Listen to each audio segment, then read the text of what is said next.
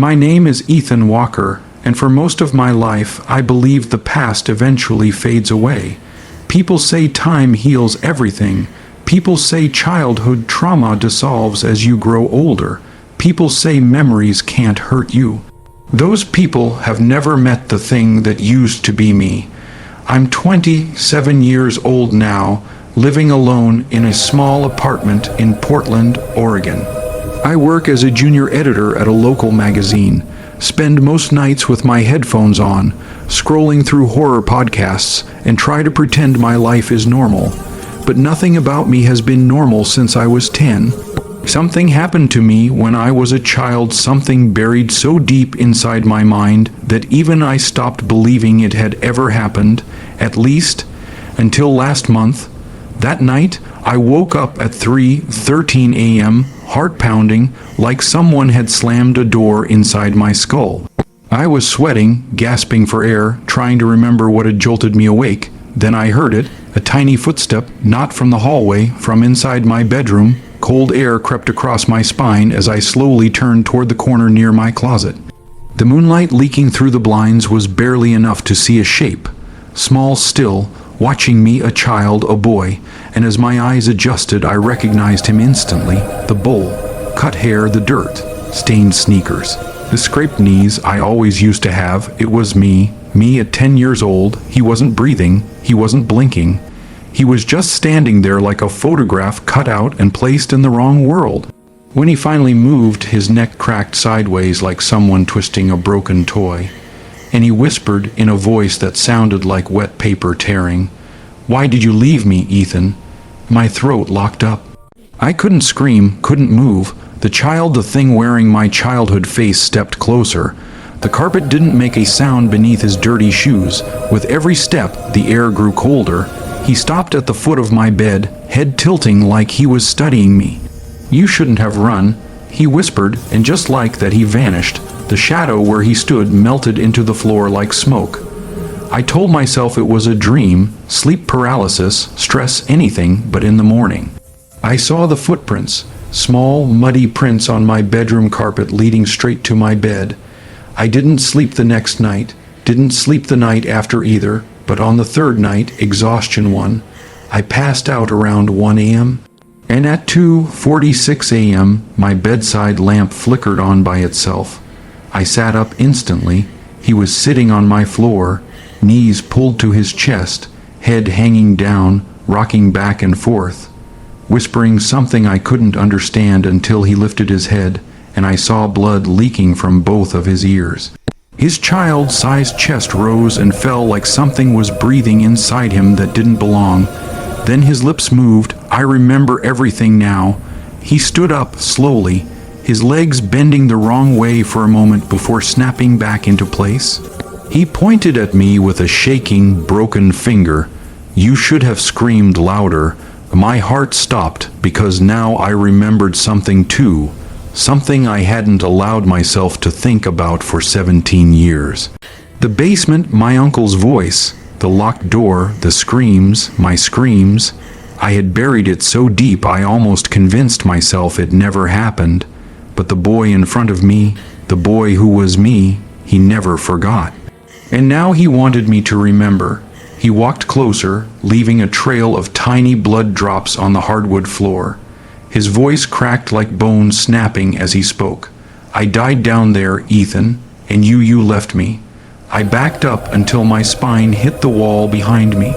My hands were shaking so violently I couldn't feel my fingers. He smiled, not a child's smile, something stretched, wrong, inhuman, like a mask tearing open. "I am the part of you that never made it out alive." Before I could react, he lunged. His hands wrapped around my throat, freezing cold, impossibly strong. His face pressed inches from mine, his dead gray eyes staring straight into my soul. My vision blurred, my lungs screamed, everything went dark. Until he suddenly stopped. His head twisted toward the bedroom door like he heard something. His fingers loosened from my throat. He leaned in close, his voice a rasp inside my ear. "I'm not done with you." Then he crawled backward into the shadows, joints cracking, spine bending like he was folding himself into the darkness, and he disappeared, just like that, leaving me gasping on the floor, throat burning, eyes full of tears I didn't remember crying. I realized something horrifying that night. He wasn't here to haunt me. He wasn't here to scare me. He was here to finish what someone else started, to kill the version of me that survived. Because the boy I used to be never got to live long enough to grow up. And he wants revenge. This is only the beginning. If he comes back again, I don't think I'll survive. The night didn't end when I locked the bathroom door. I thought staying awake would save me. I thought light meant safety. But I didn't understand yet. You can't hide from a version of yourself that already knows all your hiding places. The morning sun finally crawled through the blinds, soft and warm, like a lie. I opened the bathroom door slowly, expecting him, my younger self, to be standing there. But the hallway was empty. The house was quiet, too quiet. I stepped out, barefoot on cold wooden floors, listening for anything. Breathing, footsteps, whispers, nothing. I checked every room, nothing. For the first time in 24 hours, I allowed myself to breathe. Maybe he left. Maybe dreams can cross over into reality, and then cross back. I picked up my phone, dozens of missed calls, most from Evelyn, my older sister, the only family I had left. I called her back. She answered on the first ring. Michael, oh my God, where were you? I had the worst feeling. I'm fine, I lied. My voice sounded like it belonged to someone who hadn't slept in years. Something happened, I need to come over. Come, she said immediately. You sound scared, just hurry. I grabbed my jacket and rushed out, but the moment I stepped outside I froze. There, on the front door, carved deep into the wood, were words I had written myself when I was 12. Words I had forgotten for almost 20 years. I warned you, you didn't listen. The letters weren't scratched randomly, they were carved perfectly, shaped like my handwriting from childhood. My breath turned to ice smoke. He wasn't gone, he was just finished waiting. Evelyn's house 11. 48 a.m. Evelyn opened the door and froze when she saw me. Michael, you look sick? I'm okay. I lied again, I wasn't okay. I wasn't sure I was even alive. We sat in the living room, she made tea. I didn't drink mine. You said something happened. She said, sitting across from me. What exactly? I swallowed, my throat felt tight. Evelyn, do you remember when I was a kid, how I used to tell you I saw someone in the house? Her face changed instantly. She went pale, like the memory was a ghost rising behind her eyes. You said you kept seeing. She hesitated, whispering, yourself. I nodded. You stopped talking about it when you turned 13. She added, you told me it was gone. I was wrong. I whispered. Her voice shook. Michael, no, you're scaring me. So I told her everything, the nightmares, the hallway, the mirror, my younger self smiling like a wolf wearing my face. Evelyn didn't blink the entire time. When I finished, she wiped a tear and spoke in a shaky voice. Michael, there's something I need to tell you. My stomach twisted. What? She took a long breath. Mom and Dad didn't die in a car accident. The room tilted. My chest tightened like something reached inside and squeezed. What are you talking about? There was no accident. Evelyn whispered. Dad lost control of the car because someone stepped in the road. Who? She looked at me with horror filling her eyes. A boy. She whispered. A 12. Your old boy who looked exactly like you.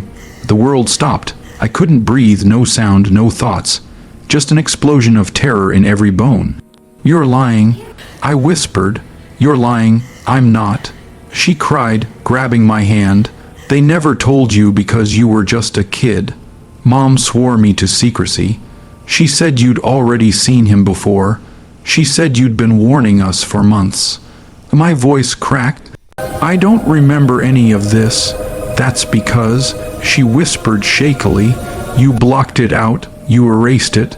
The room grew colder, the lights flickered, and then from the hallway, footsteps, slow. Soft, bare feet. Evelyn looked at me. Michael, You didn't come alone, did you? My blood turned to stone, no. The footsteps stopped right outside the living room. A child's giggle echoed soft. Broken, familiar, the same laugh I used to have. Evelyn gasped, covering her mouth. Michael, he looks exactly like I know. He walks in. My younger self stepped into the room, barefoot, dressed in the same clothes I wore the night my parents died. His hair messy, his face pale, but his eyes, God, his eyes, they were dead and endless, like staring into a well that never had a bottom. He smiled a small, crooked smile. Hi, Mikey. Evelyn squeezed my arm so hard her nails dug in.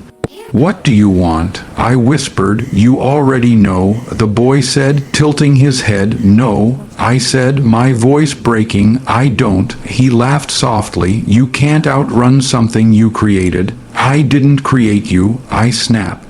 His smile faded. Oh, but you did. He took a step closer, then another. The air around him shimmered like heat waves off asphalt. You buried me, he whispered. You tried to forget me. You let them lie. You let them say it was an accident. You let me take the blame. I was a child. So was I. His voice echoed unnaturally, repeating itself like two voices trapped in the same throat. My heart thundered. What do you want from me? I whispered again. He grinned. The same thing I wanted the night our parents died. Evelyn whispered, choking on fear. What's that? He looked at her for the first time, and he smiled wider for Michael to remember. The memory returns. The walls shook. The room grew dark. The temperature dropped to freezing, and then the memory hit me, not like a flashback. Like drowning, I saw a road, rain, headlights cutting through darkness, my parents laughing in the front seat, and me 12-year-old me in the back seat, staring through the window at myself, standing in the road. Smiling, my mother screamed, my father swerved, the car flipped, then darkness, then silence, and then a voice in my head whispering, forget, forget, forget. The boy in front of me smiled, tears running down his pale cheeks. You left me out there, he whispered. You left me in the dark all alone. I'm sorry, I whispered, crying before I realized I was crying. I didn't know, he screamed. A sound so sharp it sliced through the room like knives. You did know, you let me die. Evelyn grabbed my hand. Michael, don't listen to him. He turned to her. Stay out of this, he said in a hollow, terrifying voice, and Evelyn's body froze, her eyes locked open. She couldn't move, she couldn't blink. Let her go. I yelled. He smiled again. I will, after you give me what you owe. What do I owe? He stepped closer, face inches from mine. Your life. The final understanding. Suddenly everything made sense. He didn't want revenge. He wanted existence, a life, a place in the world. I had erased him, the version of me that saw things, felt things, feared things, the version my mind tried to kill to survive. He wasn't a ghost. He wasn't a demon. He was trauma, given shape, given breath, given hunger. I won't let you hurt her. I whispered. He leaned closer. You can't stop me. I can, I said, and finally for the first time I reached out and touched him. My hand didn't go through him. It didn't freeze. It burned because he was real, real as pain, real as memory. I'm not running anymore. I whispered. I remember you now. I remember everything. He shook, shivering like a child who had been cold for too long. You left me, he said again, but this time softly. I'm here now, I whispered. His breathing slowed, his eyes softened, and for a moment, just a moment, he looked like a child again. Then light swallowed him. Silent, soft, like dust floating toward a window, and he was gone. Aftermath. Evelyn gasped for breath and collapsed into a chair. Michael, what happened? I wiped my face. I remembered. I whispered. And he didn't need to stay anymore. Is he gone? Yes, I said, but deep inside, I wasn't sure, because when I closed my eyes, I still heard his voice. You can remember me, but you can never forget me again.